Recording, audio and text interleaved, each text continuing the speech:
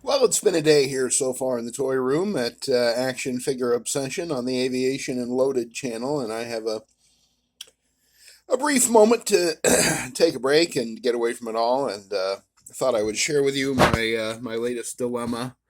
So I've been going through Anthony's Customs old reviews, watching primarily his old Marvel Legends reviews, going back I think somewhere within the last 3 to 6 years. And it's interesting to me to get back to the 6 year point and get back to where I was really, really buying a lot of Marvel Legends. I mean, I got back into the line around 2015, 2016, but about 6 years ago, so around 2019, 2020, man, I was buying multiples of everything. And I certainly bought multiples of this guy at one point, even though he was an older figure. I think he came around in 2015 or 2016. The Scarlet Spider on the Pizza Spider-Man. Yeah, wow, cannot talk. Pizza Spider-Man body mold. Scarlet Spider on the Pizza Spider-Man body mold. Scarlet Spider on the Pizza Spider-Man body mold. I can say it.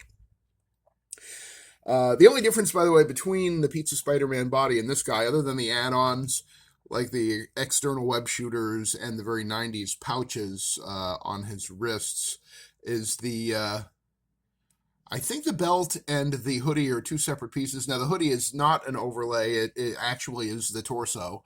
I think the hood itself is an overlay that they glued on. You can see that seam line there. But the hoodie itself, the body of the hoodie over his torso, actually is not over his torso. It actually is his torso. That is, I think, a replacement for the torso that came with the Pizza Spider-Man, which is good because the Pizza Spider-Man torso was never great to begin with. This torso looks a little shorter. I think he may be a tiny bit shorter than the Pizza Spider-Man. I'm not 100% sure on that, and I don't care enough to compare it. But as I've said before, first of all, I love the Scarlet Spider because he's a clone of Spider-Man. Clones are one of my three favorite tropes in adventure fiction, along with time travel and robot arms. You give me a Scarlet Spider that travels in time and has a robot arm, and now I know that I need to do a kit bash. Holy smokes. Well, anyway, uh, yeah, I love this Scarlet Spider. He is one of three that I have on this body, and then I have the newer one on the Renew Your Vows body in my collection as well. But honestly, if I could get another Pizza Spider-Man, Scarlet Spider, this old one, new in the box with all the accessories, and maybe the Ben Reilly head from the retro re-release of it, I'd gladly trade you that Renew Your Vows Spider-Man body, Scarlet Spider in a heartbeat. I really don't love it. I have it, but I don't love it. And maybe that's a topic for another video. Figures that I have, but I don't love, but I don't hate enough to get rid of. I don't know. I like the head sculpt better on this one. I like the overall silhouette of it. It looks like a Steve Ditko drawing come to life, even though to the best of my knowledge, Steve Ditko never drew the Scarlet Spider. Gil Kane drew a lot of Scarlet Spider for some reason towards the end of his career. That was happened to coincide with when Ben Reilly was really a going concern in the Marvel universe, and so we got a lot of. I mean, relatively speaking, we got a lot of Gil Kane's Scarlet Spider comics, and I mean, it might only be half a dozen, but it seemed like. It seems like Gil Kane, who was certainly in close to Steve Ditko's lead in terms of artistic prowess, he certainly got more of an opportunity to draw the character. I'm sure Steve Ditko would have turned it down by the time that they thought of Ben Reilly and the Scarlet Spider. Steve Ditko was done drawing Spider-Man by that point, that's for sure. I don't think he'd have done it for love or money. Oh, by the way, these figures, I think I'm going to do a little mini display on my Spider-Man shelf or my Marvel shelf. I'm not sure where I'm going to be able to fit them.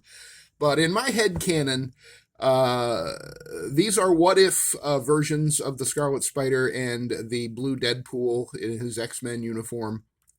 And what I like about them together is that they are two sort of alternate costumes for two of my favorite characters, Spider-Man and Deadpool. They are two sort of off-model, and that's definitely another interest of mine, is off-model uniforms for superhero characters. So, this is not their usual look. And obviously, well, it's obviously the Scarlet Spider's usual look, but it's not Spider-Man's usual look, if you see what I'm saying, because he is, but he isn't Spider-Man because he's a clone of him.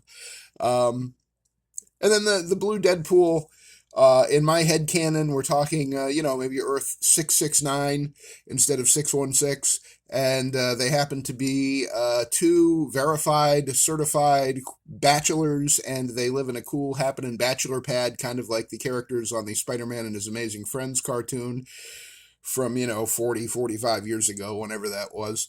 And that's why also the dog came with the apartment. That is Ms. Lion, the dog from the Spider-Man and His Amazing Friends cartoon.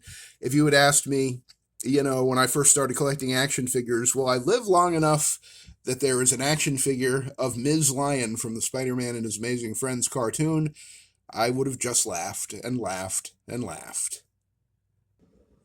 So as I was saying, I was watching some old Anthony's Customs reviews, trying to, reignite my interest in some of the perhaps more neglected action figures in my collection. I've got about 1,000 1/12 scale action figures, mostly Marvel Legends, probably about 600 of those, probably about, well, I would say 500 Marvel Legends, 400 G.I. Joe Classified series, roughly, and then other lines like Mezco and Mafex and who else? Jazzwares. Speaking of which, unanswered question. Someone asked what it said on the bottom of Zero's foot here from a previous video, and I can't read it all, even with my reading glasses and a spotlight shining on it. I mean, the stock number is there or whatever. However, I did learn that both Zero and his buddy, and again, my headcanon, Zero and Danhausen here, these are Jazzwares wrestling figures. I always liked the Jazzwares stuff when they had the Fortnite license. They did some pretty good things.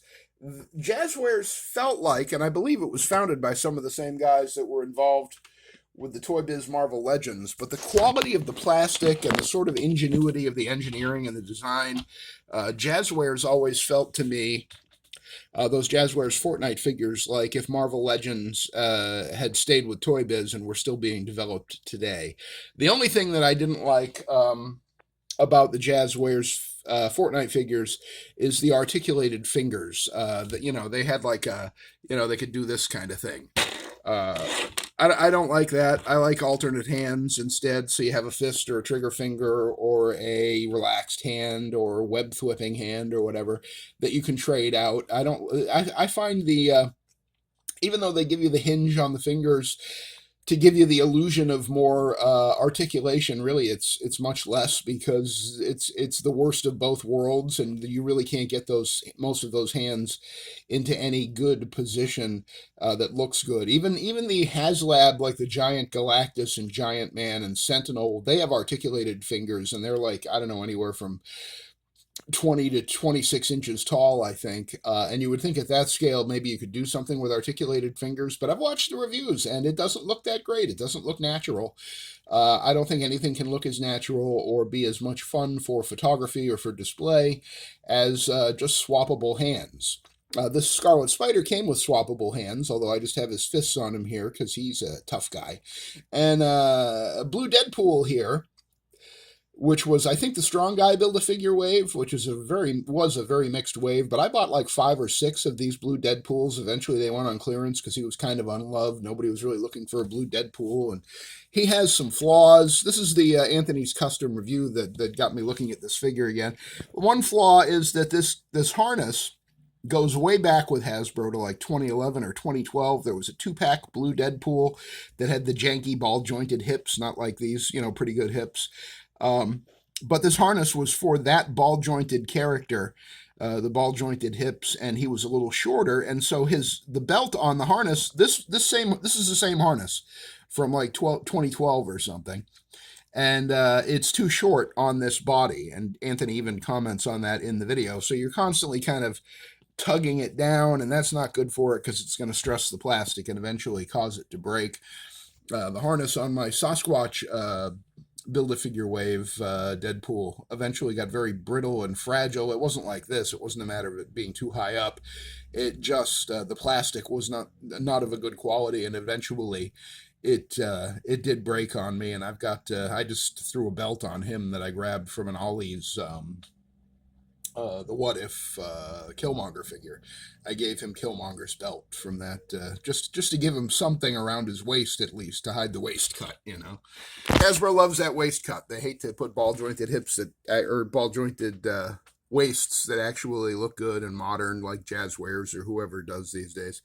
But anyway, this guy came with really crappy guns. He came with this rifle, which you might say looks okay. On camera, it kind of looks metallic and it looks okay, but in person, I mean, it does have kind of a metallic sheen, but it's just Hasbro's swirly twirly plastic. There's not a lick of paint on it, and it's not great. It's just not great. The little flamethrower thing at the bottom there, whatever that nozzle is under the barrel, I don't know what that's supposed to. It always kind of aims up. Can you kind of see that?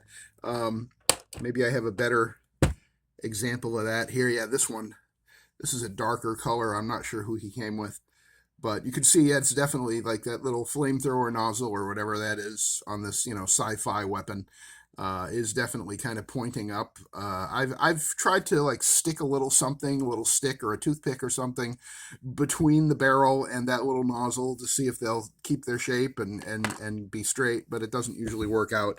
And I have a lot of them in different colors here. Now, these three here on this side, these actually came with the first Gung Ho in the G.I. Joe Classified series, but they're similar enough looking that I brought them out for this demonstration and trying to figure out what to give Deadpool as a weapon, because those katanas don't really cut it. His hands don't hold them that well. His trigger fingers are a little spread a little too wide for those swords to look good. You've got to kind of finagle them to get a good pose. The thing that I found interesting, most of these are that weapon there in the center top that came with Deadpool, just in different colors. And I never realized or forgot. Here's one. And I set this aside with like these guys over here because I was thinking it was a different weapon, but it's actually the same weapon. You see the nozzle there? Actually, the nozzle is relatively straight on this one. This might be a front runner for Deadpool to have, which would be ironic since it is the exact same mold of the rifle that he came with. But the little bit of paint that's there, you see that on the... that's not the stock. The stock is at the end. What is that? The grip, I guess. That black paint there is enough to make it look different from all the other single colored ones here. We have a dark colored one. We have a metallic one. We have a sort of silverish greenish one, kind of puke green kind of one. This one is similar looking, but this is a Fortnite rifle, and it has paint, the silver here on the top, on the rail, and it also has some paint on the other side, which is why I guess I should have pointed them all this way, because I think this is the only one that only has paint on one side. I think this might have come with that like Chicken Man. I always called him Chicken Man, the Fortnite figure. I know this was from Fortnite, but I don't remember what character that it came with, but I've always kind of set that aside because I figure for the right character in kind of a futuristic scenario, that might look pretty good. This is a Fortnite weapon as well.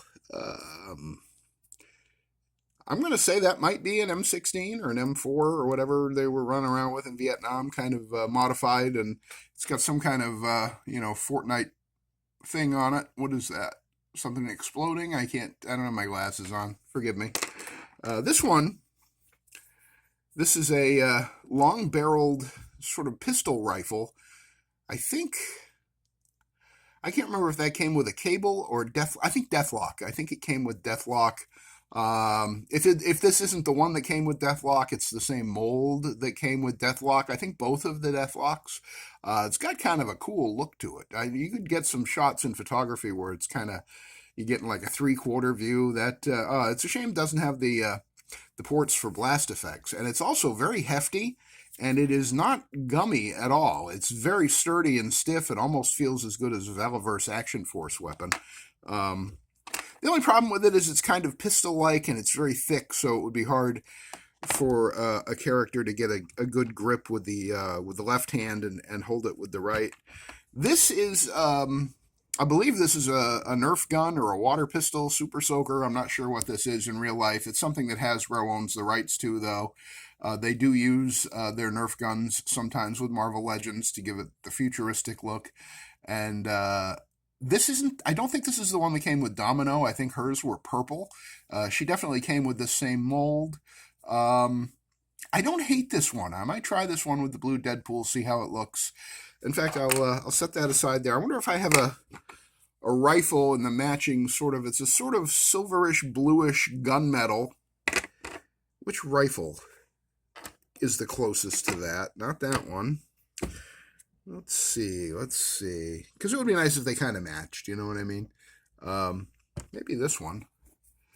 That's close, right? So there's that in the light. And then there's that in the light. That's pretty close. All right, I'm going to pause it for a second and give them those, and we'll see how it looks. Hang in there. All right, I took out the weapons crate so you can get a better look at it. So here he is with those two futuristic-looking weapons, at least one of which is a Nerf gun or a Super Soaker or something like that, and the other one is kind of a made-up sci-fi rifle. They're not, the shade isn't exact, but it's really close. It's really close. This one is a bit lighter, and this one is a bit darker, as maybe you can tell in the light there. This one almost kind of like a brownish gunmetal, and this one is more charcoal, I guess. But I like that. I like how they look. I think they look pretty nice. I think he looks like he's geared up and ready to go, and I think it looks a lot better than the metallic sort of swirly twirly plastic one that he originally came with. So I think the search is over for now. I think I'm going to let him have those. And I'm going to let him and his very good friend, the Scarlet Spider, from Earth 669, the two of them, and Ms. Lion, of course, their beloved puppy dog. I'll let them get back to their bachelor pad where they can, plan some parties and maybe make some margaritas and invite some girls over. And it's a good life for these two guys, the off-model Deadpool and the off-model Spider-Man, the best of friends, because no one else will have them because everybody else wants, the real Deadpool and the real Spider-Man. Of course, that's why this blue Deadpool eventually went on clearance for like $10, because when he came out, it really is quite true that nobody wanted him, and I loved him. I had waited forever. I remembered seeing pictures of that original blue Deadpool that Hasbro did in the 2-pack back in like 2012, and I really liked the look of it. But it was those janky hips that just killed me. Eventually, I actually got one used for like $5 or something, and it really was just a janky, useless piece of crap. It wouldn't even stand up. It had the Y-jointed hips that don't really have any stability. It was a nasty piece of work. But this guy, I've got a lot of him. I got one riding Squirrel Girl's turquoise Vespa scooter. And there's another one over there in my X-Men display. Don't get me started about my X-Men display, please. Please. Yeah, I got to do something about that. But I do love these guys, and I love them together. I love the idea of them teaming up and fighting villains, and like I say, making margaritas and watching old episodes of What's My Line in their time off. I mean, I think that it's nice to have a friend, and Blue Deadpool and Scarlet Spider and Ms. Lion, the best of friends, almost like a little family, one might say. And I think these guys are going to go back in the weapons crate here. That's where they were stored, and actually they were in two different baggies. But as far I don't know why I've got a Tommy gun from the 20s and 30s here with my futuristic rifles. I might need to find a different place for him. I think that's the one that came with the World War II Captain America. I do have a couple Valaverse ones, but I can tell the difference because this one has the, and they're fake, but it has the little ports. You see that little tab there on the bottom, and then there's another one up here. If they had a hole, if they had a hole in them, which they do not, as you can see, they would be perfect to attach a sling to it, so you could carry it on your shoulder or whatever. They just have the fakery of the little tabs there, and that kind of aggravates me. But the Valaverse one has a port for blast effects, so you can actually, stick some gunfire coming out of the muzzle there. This muzzle is just a dud, as you can see, just flat plastic, no hole, no nothing. Even if they don't make it big enough for blast effects, it would be nice to at least give you a little indentation to give you the hint that there's a real barrel there, But otherwise, it's really nice. I think Bobby Valla sculpted this Tommy gun for that World War II Captain America when he was at Hasbro. And again, I gotta find the right baggie. See this this weapons crate. Originally this was the Valverse weapons crate, but now I have all the different kind of assortments of weaponry. Like this is an AK-47 and some other machine pistol kind of things here. And here's the Valverse Action Force multiple grenade launchers that I was talking about, I think, yesterday.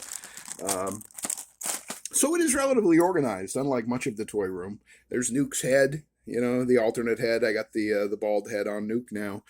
The stuff that I might come back and use sometime soon, I try to keep right on the top, right close to hand in this crate. I have 3 or 4 bins of weapons, but this is the one that I keep the really good stuff in when I get a figure that deserves a really nice weapon.